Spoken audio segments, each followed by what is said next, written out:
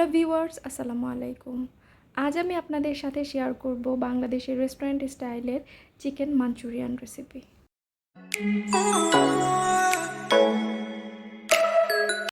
প্রথমে আমি এখানে মুরগির মাংসটাকে কিউব করে কেটে নিয়েছি। আপনারা এখানে হাড় সহ মাংস নিতে পারেন, কোনো সমস্যা নেই। নিয়ে এটাকে খুব ভালো করে পানি দিয়ে ধুয়ে পানিটা ঝরিয়ে নিতে হবে একটা স্ট্রেনারের মধ্যে রেখে। অবশ্যই খেয়াল রাখতে হবে যেন কোনো ধরনের এক্সট্রা পানি না থাকে। অ্যাড করে দিচ্ছি 1 চা চামচ মরিচের গুঁড়ো, চা চামচের 4 ভাগের 1 ভাগ গোলমরিচের গুঁড়ো, 2 চা চামচ সয়া সস, আরও অ্যাড করে দিচ্ছি স্বাদ মতো লবণ। এখন সবগুলো উপকরণকে মাংসের সাথে খুব ভালো করে মাখিয়ে নিব। মাংসটা মাখানো হয়ে গেলে এর মধ্যে হাফ কাপ ময়দা অ্যাড করে দিলাম। ময়দাটা দিয়ে মাংসটাকে খুব ভালো করে মাখিয়ে নেব।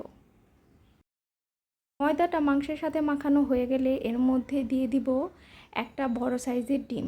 ডিমটা দেওয়ার পর মাংসের সাথে খুব ভালো করে মাখিয়ে নেব এবং ভালো করে মাখানোর পর এটাকে হাফ অ্যান আওয়ারের জন্য ম্যারিনেট করে রেখে দেব।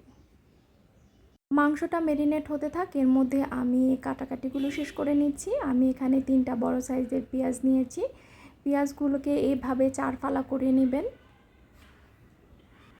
এখানে আমি 6-7টা কাঁচামরিচ নিয়েছি। কাঁচামরিচগুলোকে খুব কুচি কুচি করে কেটে নিচ্ছি। আপনারা ঝালটা আপনাদের টেস্ট অনুযায়ী দিয়ে নেবেন।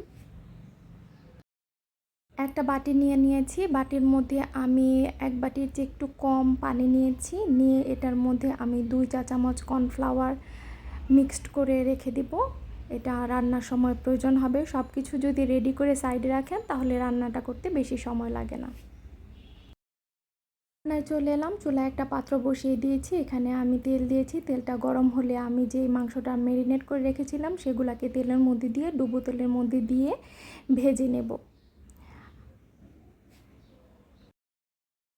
সবগুলো মাংস যখন এভাবে দেওয়া হয়ে যাবে তখন এগুলোকে আস্তে আস্তে করে ঘুরিয়ে ঘুরিয়ে উল্টিয়ে দিতে হবে। খুব বেশি ভাজার প্রয়োজন নেই। যখন এর উপরের অংশটা হালকা ব্রাউন হয়ে যাবে তখন এটাকে নামিয়ে নিব। এক পাশ 5 থেকে 6 মিনিট আর এক পাশ 5 থেকে 6 মিনিট ভেজে নিতে হবে। আর চুলার জাল মিডিয়াম টু হাই হিটে থাকবে। তো মাংসগুলো ভাজা হয়ে গেছে, এখন আমি এটাকে তুলে নিচ্ছি। পাত্রে আমি মাংসগুলো ভেজেছি সেই একই পাত্রে আমি রান্না করব। আমি এখানে সামান্য তেল নিয়ে নিয়েছি এবং হাফ চা চামচের মতো আমি আদা বাটা ও হাফ চা চামচ রসুন বাটা দিয়ে দিলাম। রসুন বাটাকে প্রায় 1 মিনিটের মতো হালকা ভেজে নেব। আর চুলার জাল এই পর্যায়ে এসে একটু লোতে করে এটাকে ভেজে নেবেন, না হলে এটার পানি থাকার কারণে এটা ছিটে চলে আসার সম্ভাবনা থাকে। এটাকে 1 মিনিটের মতো ভেজে নিব যেন এর কাঁচা গন্ধটা চলে যায়। ভাজা হয়ে গেলে এর মধ্যে দিয়ে দিলাম হাফ চা চামচ গোলমরিচের গুঁড়ো, আরও অ্যাড করলাম 2 টেবিল চামচ সয়া সস,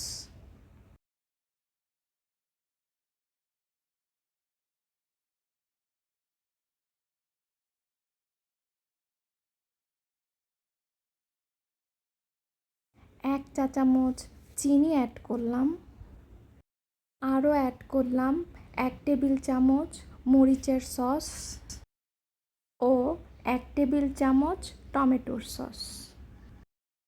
এখন সব কিছুকে খুব ভালো করে কষিয়ে নেওয়ার পর যখন এরকম বলক চলে আসবে তখন এর মধ্যে দিয়ে দিতে হবে আগে থেকে কেটে রাখা পেঁয়াজগুলোকে দিয়ে খুব ভালো করে কষিয়ে নিতে হবে। পেঁয়াজটা যখন খুব ভালো করে কষানো হয়ে যাবে, দেখবেন পেঁয়াজটা হালকা নরম হয়ে এসেছে, তখন এর মধ্যে দিয়ে দিব আগে থেকে ভেজে রাখা মাংসগুলোকে দিয়ে খুব ভালো করে 5 থেকে 6 মিনিটের মতো এটাকে কষিয়ে নিতে হবে। তখন দেখবেন সসগুলো একদম শুকিয়ে গিয়েছে, মানে মশলাটা একদম শুকিয়ে গিয়েছে, মাংসের সাথে লেগে গেছে। তখন এ পর্যায়ে অ্যাড করে দিতে হবে আগে থেকে গুলিয়ে রাখা কর্নফ্লাওয়ারের পানিটা। আর কর্নফ্লাওয়ারের পানিটা দেওয়ার আগে অবশ্যই চামচ দিয়ে নেড়ে নেবেন, না হলে কিন্তু কর্নফ্লাওয়ারটা নিচে জমে যায়। তাই অবশ্যই একবার যে কোনো একটা চামচ দিয়ে ভালো করে নেড়ে তারপরে কর্নফ্লাওয়ারের পানিটা অ্যাড করে দেবেন। কর্নফ্লাওয়ারের পানিটা অ্যাড করে দেওয়ার পর এটাকে হাই হিটে 2 থেকে 3 মিনিটের মতো রান্না করবেন। আপনারা যদি মাখা মাখা না খেতে চান, একটু ঝোল ঝোল খেতে চান, সেক্ষেত্রে আপনারা পানির পরিমাণটা, কর্নফ্লাওয়ারের পানি মিশ্রিত পরিমাণটা একটু বাড়িয়ে দিবেন। এ পর্যায়ে এসে অ্যাড করে দিলাম আগে থেকে কুচি করে রাখা মরিচগুলোকে দিয়ে একটু উল্টে পাল্টে এটাকে নামিয়ে নেব।